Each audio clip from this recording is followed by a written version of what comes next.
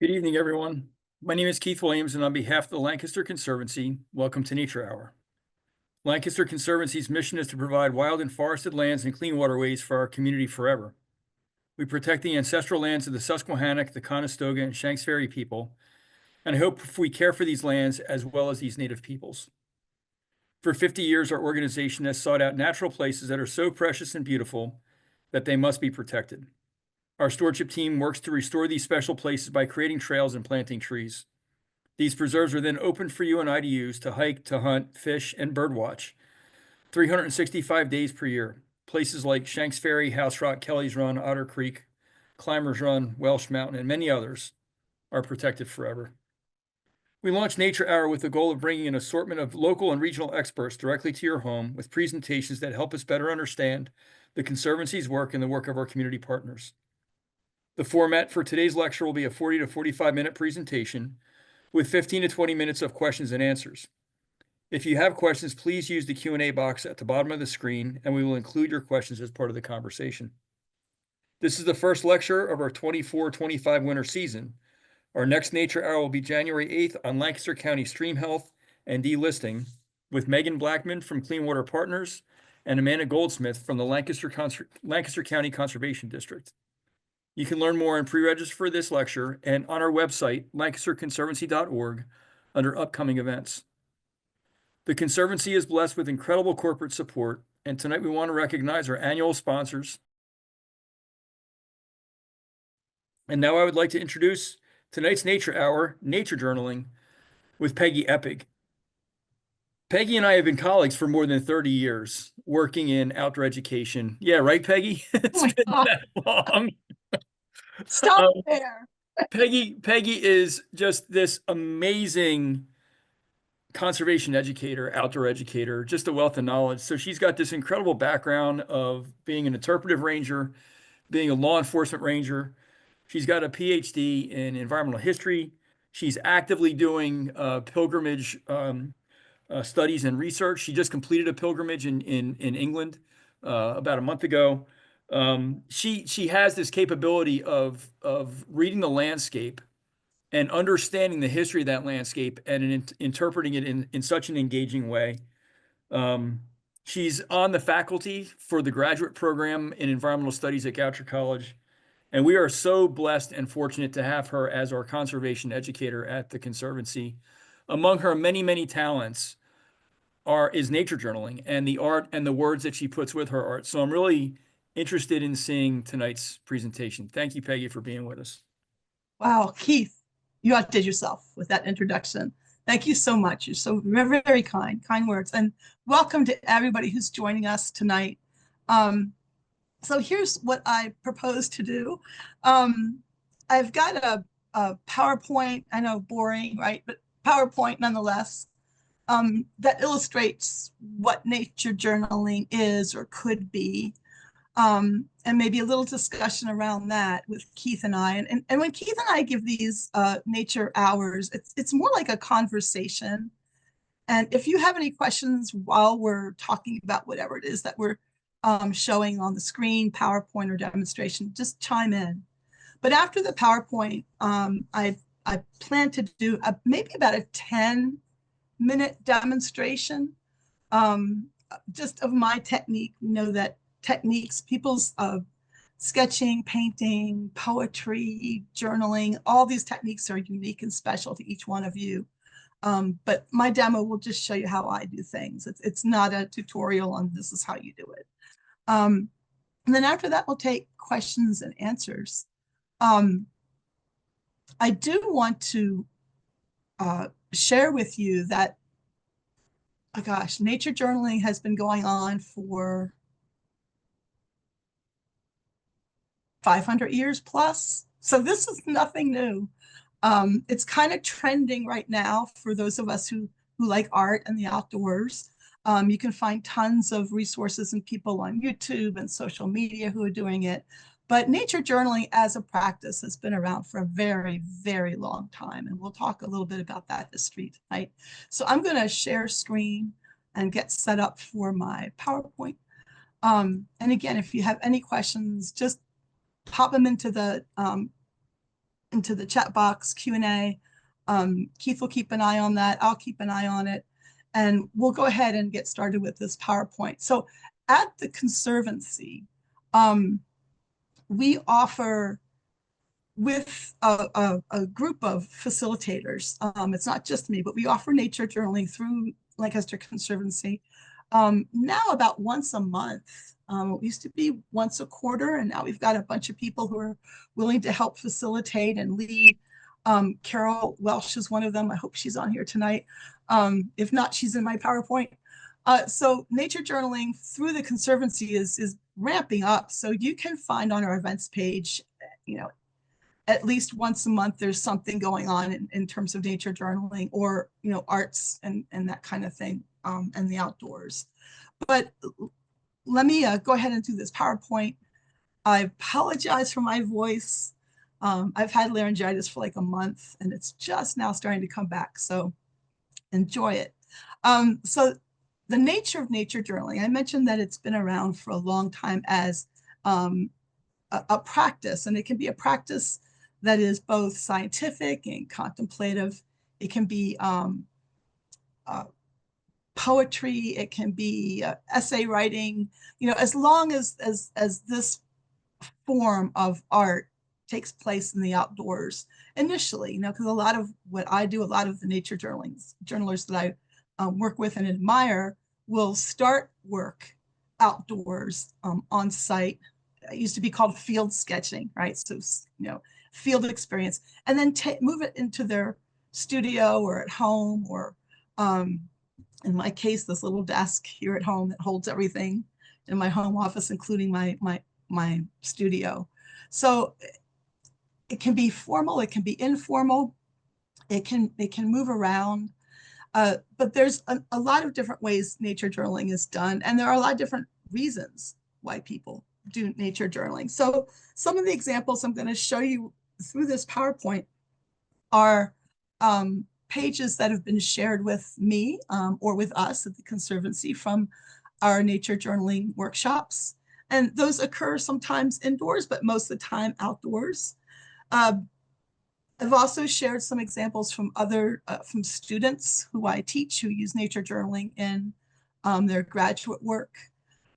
We had and maybe he's with us tonight, Dr. Mike Green from the Hershey Medical Center, who teaches journaling with his medical students in such a way that they can then tell the stories through graphic art and writing about their day-to-day experience as doctors in training. So these two pieces here were shared with us. We don't do bird banding at the Conservancy yet. Shout out to Sarah. But these two pieces were shared with us from places that our participants have been off of Conservancy land. So clearly we don't have a canal system with Lancaster Conservancy landscapes, nor do we do bird banding. But there are three ways that I kind of look at nature journaling and the journalers, the artists who create these journals. And one of the ways that they create and maintain their journals is to chronicle their experiences. So whether it's the bird banding or bird identification or birding, that's one issue, one subject. So this particular participant has books filled with their birding adventures and the science of ornithology. The example on the right is someone who loves to travel. And so these become, written and painted. In this case, there's also poetry with this particular participant, written journals as well, describing their travels. So one subject, one issue, something that you're really passionate about. A nature journal can also look like this. So someone who's interested in the natural history or the science of the outdoors, and I call this biological forensics, using the nature journal to generate questions that you will either then or later when you return home or to school, do some research on and figure out what the answers are to the questions that were generated in the field. These don't have to be artistic. These don't have to have, that finished quality to them. These types of sketch journals are capturing essential scientific information and then asking questions, who, what, when, where, about the subjects that they're sketching or they're witnessing. And it can be everything from astronomy, things happening at night, bats, owls, to the diurnal world, the daylight world, and what you're experiencing there. So that's another reason for nature journaling, is this biological forensics or natural history. This is popular at Lancaster Conservancy. Phenology, that is one of our citizen science projects ongoing with the Conservancy. And phenology is simply that, tracking changes over time in the outdoors and nature. So you'll notice on these pages that the journal keepers have made some recordings of data pertinent to the time of year. So there's a date, there might be time, the season, might be temperature, weather. So phenology is tracking changes in nature through the seasons over time. So that kind of data is important, and I'm going to touch on that in a little bit, because this is what has me really interested about the use of nature journals in climate science. So Henry David Thoreau was not like a sketch artist. He was not a field artist. He didn't take his journals into the field and make these beautiful sketches and paintings. He didn't write poetry as such, but he did keep a nature journal where he kept track of the birds he saw, the plants he was able to identify, what was happening in natural history, the outdoors, Walden Pond, the places he walked in and around the Concord area. So he kept these journals pretty regularly. There's only a couple of times in his life where he was off of his journaling, and that was usually when he was sick, wasn't up to it, or hadn't gotten outside that day. But if he was able to get outside, if he was able to take his famous walks in nature, he was writing about it. And so there are books and books and books of his journaling records, archived, thank goodness, and available to anyone who wants to examine it. And a professor at Brandeis University, Dr. Richard Primack, did just that. So he went through Thoreau's journals and realized that not only was this like an inventory or a survey of what was happening in the environment, by season, by species, at the time Thoreau lived, but Primack realized that this was a real gold mine for finding data to compare to now. So he had his graduate students, similar to my graduate students, they do the same thing, go out to these same places, to Walden Pond, to the farms around Concord where Thoreau walked, even in Maine, and record what they see, what they saw, and then also consult the journals of other people, not just the graduate students, and compare current data collection with what Thoreau found.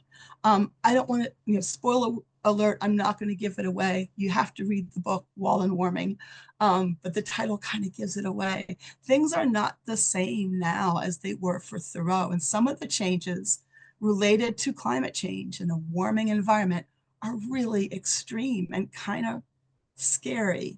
Some of the changes too are just nature taking over what used to be farmland, what used to be, open field and meadow is now forest. So some of those changes are related just to natural succession over time, and some of those changes, alarmingly, are related to a warming climate. So that's where I'm kind of at right now with my nature journaling. I'm keeping that kind of data as I work in the field. I don't know, maybe someday my journals will be of use to a climate scientist or an author or someone who's going to do some data mining. So I'm thinking hard about like, okay, where do I want my journals to go when I'm gone? Who will have them? Who will take care of them? And how will they be accessible to people in the future who might want to use them? So these are questions I'm kind of playing with right now. So this is some example of my work. And these are in journals. These are not paintings hanging on walls. These are just out of these little and I say little because none of my journals are bigger than 9 by 12. Most are much smaller. I happen to be a fan of geology and landscape ecology, so this is a lot of what you see in my journals. Um, and I also start something in the field and I take it home and finish it later. So something like what you see in the middle at Chestnut Grove in Lancaster County, just a quick pen sketch, a dash of colored pencil color, and I'll call it a day. But what's important are the notes I've taken on the side of that sketch. Those sketches that come home in the journals that I finish later, either in paint or with another media, I'll add some details, maybe like mapping or weather information, date, and all that later when I've got the actual artwork to where I want it.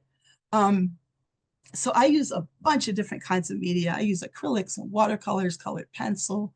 I love, however, black pen. So when you're with me on a workshop or in the field, I'm usually carrying my sketchbook and a black pen, maybe a couple colored pencils.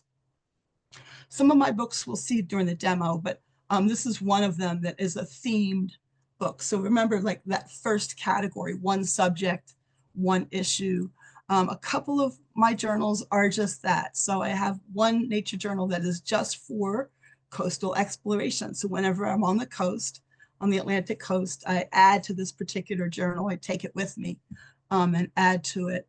And also keeping track of that data, the time, the season, temperature, whatever data I can get and add to my sketches, I will add it. If there is something that I can't identify in the field, like butterflies, I do take and work from reference photos. So if I've got a butterfly or a moth and I've got a picture of it, I might run that picture through iNaturalist or check out my field guides when I get home or to the office at the Conservancy, and then make an identification when I'm sure of it. So these nature journals just don't happen in one place. They travel around and get used for multiple purposes. But when it's one subject, one issue, these are more kind of an in-depth study of particular places for me. So I have a nature journal just on the Blue Ridge Mountains. I have this coastal exploration. I have one just on the Pine Barrens. So yeah, I do a little bit of that too. When I'm over in the UK, hello, Karen from Dunbar. I'm usually on foot traveling in some form of pilgrimage setting, or my most recent pilgrimage was to walk from Reading to Southampton on the English Way, one of the routes of the Camino de Santiago. But I take very few supplies with me. And I figure if I need something else or if I need to replace something, I can go get it while I'm there. So in this case, I take a toned journal. This was from my walk from Melrose, Scotland to Holy Island, Lindisfarne on the St. Cuthbert's Way. So a tone journal so that I can have fun, bringing the light tones up and sinking the dark tones further back. So Abbey ruins, a boat wreck, the pub dogs, and the landscapes that I meet along the way. For these types of journals, when I do document pilgrimages, I tend not to write too much in them. I really want the images to stand on their own. So I'll just give a location, a date, and maybe just a few scant notes. Okay, now we have fun. I'm such a geology fan. I almost majored in geology, but then I switched majors back in my bachelor's degree days to botanical illustration. But that said, between botanical illustration and geological illustration, I tend to really get excited about doing landscapes at the geological level. Here you see the black pen, you see the watercolor. There's my jackrabbit running across the desert. And for these types of journals that I take with me as I travel, you'll see one of those in the demo in a couple minutes. I do write a lot. Sometimes I write poetry. Sometimes I add quotes from someone I happen to be reading, like a regional author, wherever I'm traveling. So I think a lot of this is actually, this is from all over. This is from Western Pennsylvania. It's from Utah, Dinosaur National Monument. So these places have personalities, right? They have their own literatures, they have their own music, they have their own poetry. So I tend to add some of that to my journals when I travel. Here they are. So here's Carol. I don't know if Carol's with us tonight. Carol's my partner in crime. Carol Welsh is an amazing nature journalist who's keeping a book, creating a book, a nature journal for each of the nature preserves that we manage at Lancaster Conservancy. And it's an ongoing project of hers. We teach together, we facilitate, co-facilitate together. She had her first show back in the spring in York, in the city of York, and was pretty excited about that. But Carol is a longtime journaler as well. She began her journaling journey when she was sick, when she was going through a particular illness. And she used the journaling as a way to meditate, to make sense of what she was going through, to keep track, to chronicle. And that just kind of carried over into nature journaling, which in itself, if it were for no other reason, it's not science, it's not travel, it's contemplative, it's meditative. So a lot of the folks who join us at the Lancaster Conservancy workshops will say that. I'm not going to mention names, but someone came up to me last Sunday and said, I do this because in remembrance of my parents, because they got me into the outdoors. I do this because I lead a hectic life. And so nature journaling helps me just recenter and ground myself. So another reason for nature journaling. But thank you to Carol if you're out there. What a wonderful partner and such a talented field sketcher. We've done nature journal workshops through the Conservancy together at Welsh Mountain. So that's the upper left-hand photograph in this slide. Welsh Mountain, Clark, and Mill Creek all have universally accessible trails. So it's really easy for us to utilize those trails, which means they're accessible to people who want to put up a chair, in this case, or who might be strolling with a child in a stroller or using some kind of, walking device like a walker, wheelchair, or a cane. So we tend, when we're not working out of Climbers Run, we tend to use those particular preserves that have these kinds of services. So the activity, the workshop is accessible to everybody. So now, what did we do Sunday? Sunday was our biggest group yet, who joined, I don't know, 24 people. I lost count, but I did an exam. I sat off to the side while people went out into the preserve and did their work. And then we regrouped one by one later towards the end of our 2-hour workshop. I kind of make them 3 hours. I like to hang around. But that image in the top right-hand corner is kind of what I finished with for 2 hours. And what caught my attention was the sycamore down by the pond at Climbers Run. And just under that sycamore is a flurry of activity all the time, because that's where our feeding station is. So if you want to see what's happening at our feeding station, we do have a live stream feed for Lancaster Conservancy that shows that feeding station, but it's right under that sycamore, and it's a lot of fun. So that top right corner is the kind of what I walked away with that day. And then what I'm going to show you in the demo is what's happened to it since, which is the whole left-hand side of the slide. So yeah, I don't plan on finishing work when I'm in the field. I get bored really easy, can you tell? And I like to move around. So 2 hours in one spot for me is about my limit.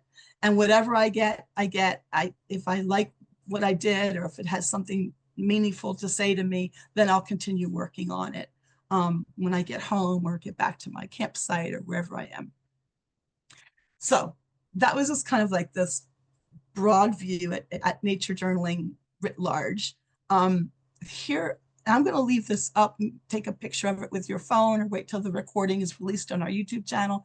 Here's some excellent resources if you want to get involved in nature journaling, either as, in the company of a group of like-minded people or on your own. Of course, there's Lancaster Conservancy, so just check our events page to see when the next nature journal class is coming up. And there's the one we just did, Nature Journaling Creativity in the Cold Months. Of course, it was the warmest day we'd had in a couple of weeks, but okay, we pretended it was winter. On the right side of the slide are a couple of resources I put up there. And this is not an all-inclusive list. If you are a nature journaler, you have your favorites. You have your favorite instructors, you have your favorite resources. This is mine. But I want to give a huge shout out to our seasonal ranger, Mary Patterson, seasonal interpretive ranger who recently graduated from the Pennsylvania Master Naturalist class. And her project for that class is to start a nature journal club. And she did that under the umbrella of the John Muir Laws Foundation, nonprofit that John Muir Laws himself began out in California. And it's all about nature journaling. So she has named it the Susquehanna Nature Journal Club. They're meeting for the very first time Saturday, January 11th at the John Wright Restaurant in Wrightsville, Pennsylvania, right on the river.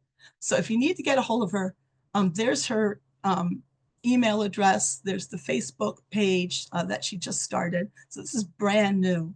And again, John Muir Laws, that's kind of this big organization now, although John Muir Laws himself is at the center of it. And you can find them all over social media. They have a strong online presence, webpage, YouTube channel, a lot of technique, a lot of conference, workshop kind of material that you can get involved with. But that's at a national scale.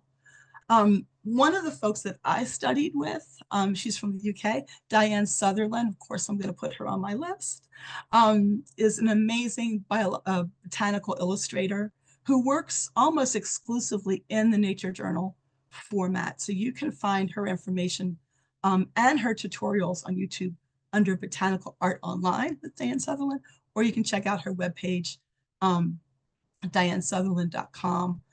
Amazing. I'll just stop there because if she's with us tonight, I don't want to embarrass her. But thank you, Diane, for all the work you do to share the work that you do. My nature diaries, I wish I knew who this was. In all of the searching that I've done for a name, my nature diaries is not associated with the name of a person, but whoever this is does an amazing YouTube channel, and her work is crazy. I love it, love it, love it. I'm not a big like I don't know, like scrapbooking kind of thing, but she blends a little bit of scrapbooking, a little bit of keeping samples or specimen cards from what she finds outdoors in these books. So they kind of truly are a multimedia experience. And she has a great YouTube channel. The very bottom, the person who first turned me on to nature journaling, I attended a workshop way back in the 1990s, was Claire Walker Leslie. I don't know, I guess she's in her 80s now. I don't think she's at publishing any longer. She does not have an online presence, but her books are treasure troves of technique and inspiration. So I just wanted to share that with everybody. And there are tons of other nature journalists out there as well. That said, if you have any resources that you really love and you want to share with everybody on the webinar tonight, if you could load up your resources so people can see what they are, your favorite journalist, your favorite YouTube channel, your favorite place to go, maybe a picture of your nature journal as it is now, or maybe was then. So we'd love to hear from you about your practice as well. So let me jump out of this. How are we doing, Keith? Doing great. Okay. So looking at some of the comments, I'm not going to be distracted by the comments. Thank you, guys. I'm going to switch over now to my phone, which is hovering over. There we go. I was just hovering over a couple of pieces of work that I'll be demoing with. And just to keep it, yeah, let's see. Yeah, I don't want to be distracted by myself. So I'm going to turn my camera off on my computer. So Everybody Peggy, see that? while you're doing that, I've got a couple of questions. So let me know when you're set up and ready to Go ahead. Go ahead. multitask. I'm good. So you talked about your technique when you're in the field and then when you're back home. But what's some of the gear that makes up your kit for your field work part of this? That's a good question. In the field, this is it. Ready? That's it. It's a Ziploc bag with some tape, erasers, colored pencils, a couple of black pens, and this field kit for watercolors. So the kit is small. In fact, it should be a lot smaller. I've got too many pencils. I backpack a lot. And of course, those of us who nature journal sometimes carry other things with us, a bag, a backpack, a sack, a satchel of some sort. So we don't want to lug too much stuff into the field. But my preferred tool in the field, just to do that, at the max 2 hours, right? The max 2 hours session is this. And that is it. So I'm happy with just a black pen and a couple of colored pencils. In studio, which is the very same place we're looking now, I might have additional materials to work with, maybe some acrylics, some larger selection of watercolors, more colored pencils, just adding to the materials. However, and I'll talk about this now, that was a good question. Depending on what I observe in nature. So for instance, let me open one of those themed books, the Coastal Exploration.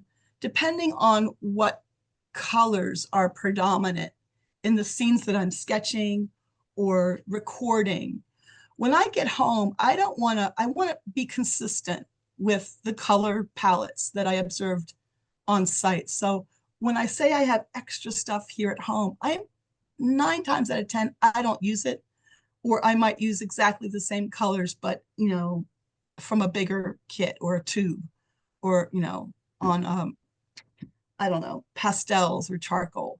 But I try to be consistent with color palette. So Keith, the question is, how do the two kits differ? One's smaller, one is bigger, but they generally reflect the colors that I'm using in nature anyway. So I don't have like hot pink. I don't have like, bright neon colors at home that I wouldn't carry into the field. That was a good question. That's awesome. And I like the minimalist piece of that, Yeah, for going into the field, really lightweight and compact. And you mentioned a couple ways that nature journaling can be utilized, and certainly, the idea of documentation, like Thoreau. Thoreau's materials are being used now, and you're using that for phenology. But is there a way that nature journaling is considered a form of stewardship? absolutely. And this is something that I see happen all the time, particularly with people who are new to nature journaling or new to spending, you know, that amount of time, 20 minutes, 2 hours max at a site. You definitely, I'm going to doodle as we talk. Okay. You definitely develop a relationship with the place where you're working or the subject that you're working on. And by relationship, I mean like almost like an emotional bond.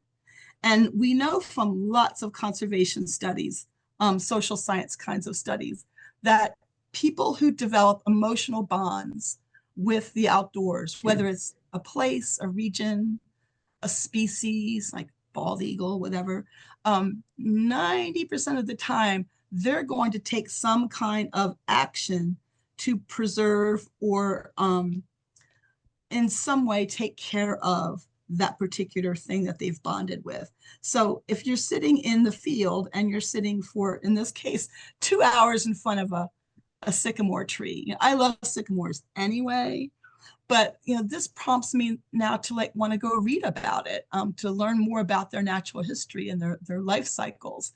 And from Sunday's work, I came up all of this stuff at the top, by the way. This tree is just loaded with seed balls. And so that whole look of the seed balls taking up the room in the canopy, that the leaves are now, vacant, and all you see are, these thousands of seed balls. I came home and I'm like, well, what are these seed balls? And I actually collected a few before I left Climbers Run. They're all over the place, by the way, under that tree. And I found, that these seed balls float. Sycamore trees, when they're near water, and they often are, when they drop their seed balls, these things float around. Muskrats eat them. Beavers love them. Waterfowl like geese and ducks will eat them as well. And I also learned about, the idea of the akene, the type of seed that floats away, that occurs in a cluster like this, that is only released as a group or as a colony, as it were, of seeds. So knowing this now about sycamores that I didn't know before makes me want to take care of it a little more. I don't know, I feel a little closer to this sycamore out on the preserve than I did before. Yeah, I definitely understand that. When I was in graduate school, we were required to take a nature journaling class as part of our core curriculum, and I am far from any kind of an artist. Don't draw well at all or paint or anything like that. And I was really self-conscious and reluctant and questioned, what does this have to do with anything? And that's exactly what it had to do with. It was forming that emotional bond with whatever the object was, and then the object isn't an object anymore; it becomes a subject, right? A being, Right. and I certainly feel that carry into the photography that I do, the macro underwater and the macro insect photography. That you're spending so much time focused on the one individual that you start to understand their behaviors and know what those behaviors are going to be, and you just form this really tight bond. And as you said, that's the critical missing piece to what's going to make the world a better place. I mean, Absolutely. data is important, but that's not going to change behaviors. Absolutely. 110% agree with you. Yeah. So, in a good example of how this bond forms happened recently at Fox Hollow Preserve when we were working with a group of 12, I think 10 or 12 gifted and talented students from Lancaster County who came out for, a really cold morning. I'm telling you what, it was freezing, but they had their nature journals, they had their pencils and their pen, just like me. And the idea was to sit three different places. So we stopped about half an hour for each stop. And to the point where someone complained they were cold and we moved on a little bit. And what I saw with those students, most of them never having done anything like nature journaling before, became so interested in that landscape and in the things that they were drawing that their teacher, and I wonder if she's on with us tonight, emailed me later to say they want to start a nature journal club at school. That's They want cool. to volunteer at the conservancy. And this was just little Fox Hollow, a tiny little preserve on Peckway Creek. That's very cool. So we had a great question. What's the purpose of the black tape that you have in your journal right now? Oh yeah. So you remember that's a really good question. Back in the PowerPoint, when I showed you the very last slide with images on it, that scene that I painted while I was out there for our nature journal class on Sunday was pretty big. It was like I don't know, a 16 by 20 piece of watercolor paper. I just had extra, taped it to my board and used it. What I did was, painted this whole scene and then using kind of a frame I cut out from some cardstock. I got home, I moved that open frame around that large piece of watercolor paper until I found a couple of scenes that I basically liberated. I cut away from that big piece of paper so that, a card, we call these specimen cards in nature journal parlance, that I could then attach into a nature journal that I didn't happen to have with me. So it's just, all it is painter's tape. Let me just peel it off. And it's protecting the edges since it's a separate cut away piece of paper, protecting the edges from me, accidentally flipping them up while I'm working, when my wrist is in this area. My wrist might have paint or, charcoal or pencil on it. So it's protecting the paper beneath as well. When I'm finished with this, I think I'm almost in. Let me just do it. When I'm finished with this particular piece, it is glued into my nature journal, but I'll just take this painter's tape off and it becomes sort of you know, a standalone specimen card that I've attached to this particular journal page. So yeah, that's what the blue tape is about. Hint, hint, I learned the hard way. Don't leave blue tape on a sketch that you're, helping to glue into a sketch journal or that you're protecting from your own dirty hand. Don't leave it in there for too long. Don't close the book, because unlike those of us who use painter's tape for actually what it's supposed to be for, painting, walls and edging when we're painting in a house, it loses its that kind of easy peel property, and then it becomes permanent. So I do have a couple nature journals where the blue tape is stuck in there. So yeah, so as you see, as I pull this off, it's not pulling the paper up around it. It's protected the paper beneath it from me and my mistakes. So That's great. yeah, there you go. And then, what would you say to somebody who might have an interest in starting to nature journal, but they have like zero confidence in their artistic ability? Give them to us. That's um, I'm gonna throw this to Carol. Carol has an amazing ability to put everybody at ease, and to help people understand and practice in a space where we understand that we're all learning. We're not professionals. We're not going to do, we're not going to go out and do book illustrations and field guides like Roger Tory Peterson. And that even, in your beginning sketches, uh, there you've captured enough information for that to be valid scientifically or valid in your exploration and growing as a field artist. So yeah, it's a big exhale.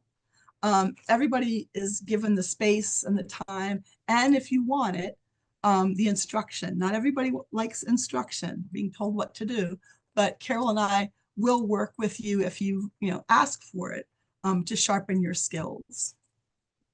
Yeah, and I think Beth Hacker might be on tonight. Beth is another Conservancy employee who is an artist, and she teaches for PCAT. And I've seen her do that with students on the back porch of Climbers Run. Just put everybody at just such ease, Yeah. so that the self-consciousness is left behind, which is really wonderful. Yeah, we don't force people to stand up and show their work. We don't have a gallery walk unless people want to, and that's everybody agrees. And you don't have to share, even if we're doing a gallery walk or sharing by choice, you don't have to. But Yeah. tell you what, I'm going to turn my demo camera off, and I think that's it. Any questions about that before I close the book? Literally close the book. Nope. All right.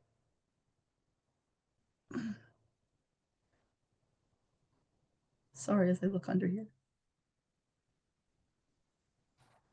There we go. All right. Woohoo. That was fun. So, you mentioned professional illustrations, Mm. and we had a question earlier. Do you have any thoughts of publishing your work? Oh my gosh. Um, it has been published, but in like a scientific journal where it's very diagrammatic. That was kind of my first life, my first career in botanical illustration was working for a publishing company that did botanical textbooks kind of thing. That was so deadly. I'm sorry. I'm sorry to everybody who does that for saying that, but I get so bored so quick. Not my thing. In terms of publishing, I've had a couple of things published in other people's books. Publishing my own still on the horizon. I have to get through a bunch of other projects, and I think um, once I get into sort of a semi-retirement stage, hopefully not too long from now, then I'll seriously give that a go. Yeah, I think your stuff is definitely publishable. And even if you don't publish, you made the point about having that as a record, as a timestamp that, in 2024, this is what was here. And I think that's critically important as things change or feel like they're changing so fast. Hmm. Hmm. For sure. So we just got another question about tips and recommendations for nature journaling landscapes versus the close-ups of plants and animals. So two different kind of techniques, looking at it landscape scale and then looking at it more at the macro level. Yeah. Well, so our next meeting through the Conservancy, I think for January, I forget what day it was, is it will be looking at landscape sketching. So if you're interested in trying to get a handle on that, not as easy as it sounds. You just draw a big picture, you put a line, there's the horizon, there's things above it, there's things below it. But in landscape sketching, when it comes to journaling, it becomes more of an exercise in storytelling. So, one of my loves when I was in college was landscape ecology, and then of course going into environmental history where you're reading the landscape um, for historical purpose. Landscape level type sketching, especially when you're working on small format, small books. And again, this is the largest I use. This is 9 by 12. That's the biggest I have. And all of them are much smaller besides that one. So that takes a little bit of work and pre-planning. Um, so for learning to do landscape on small format, what I do is I didn't share my truck book. This is the book, the sketchbook that lives in my truck, which is why it's so beat up. But when I'm driving and I see a scene or a view that I want to stop and capture, I'll just crack open, and there's other stuff in here too, but my truck book is where I capture some of those big vistas, the overlooks that we get. That one should be pretty familiar to everybody from from the Conservancy. And then later, with reference photos that I might have taken while I was there, go back and then do something in studio or at my desk with that landscape. For close-up, I use reference photos a lot. I also use my binoculars a lot. So in the field, I've got a compact set of Pentax binoculars with me at all times. People who attend our Nature Journal workshops know that I actually own 3 pairs of those small binoculars, one in my back, one in my truck, and one on me. So we can all share. So working close up can mean either just zooming in and getting a binocular size view of something in the field, or it might be collecting a sample if that's permissible and taking it home and working from life, like that seed ball that I collected. And also might be using reference photos or even a microscope. One of the coolest things we did with kids, this is my own grandkids, at the North Museum, was to have them take their sketchbooks and then draw what they were seeing in the kid-sized microscope. And that was really an amazing exercise. So for close-ups, use your resources. And I don't want to say to be diagrammatic, like for proper proportions and measuring this and that and the other, but to be aware of how things relate to each other in terms of size or distance is something to think about and practice. Yeah, that's a great point. Does anybody have any other questions for Peggy before we wrap up tonight's session? Oh, there's Mary. Yay, Mary. Yeah, I just saw that. So Mary just posted the Eventbrite link to her first Nature Journal Club meeting that Peggy talked about at the beginning of the session here. So make sure you check that out if you're interested in exploring this a bit more. Also, check out the Conservancy event page for the rest of the nature hours for the 24-25 season. The next one's going to be January 8th. It's going to talk about stream health and stream delisting in Lancaster County. We've got a couple other really cool topics. And Peggy's another presenter talking about landscape history and the emancipation landscape, right? The importance of this particular landscape in the Underground Railroad. That's coming up February 5th. Before that, we have sustaining humans in nature and this new idea of the new ecology and the science that's showing that ecosystems adapt a whole lot more quickly than what we were giving them credit for. It's very hopeful and inspiring, and in my opinion, makes me want to do more to protect what's here. And then, Kate Gonick, who was our senior VP for land protection, is also an archaeologist and one of the most well-versed people in the region on the native peoples who were here pre-European settlement. She's going to do a presentation January 22nd on preserving native lands. So we hope you'll join us for those. We also have a number of face-to-face events coming up. First hike for the new year. We've got a wintertime tree ID hike coming up. So check out the event page for future nature hours, for future face-to-face programs. Have a great holiday season, and we'll see you in the new year. Thanks, everybody. Have a good night.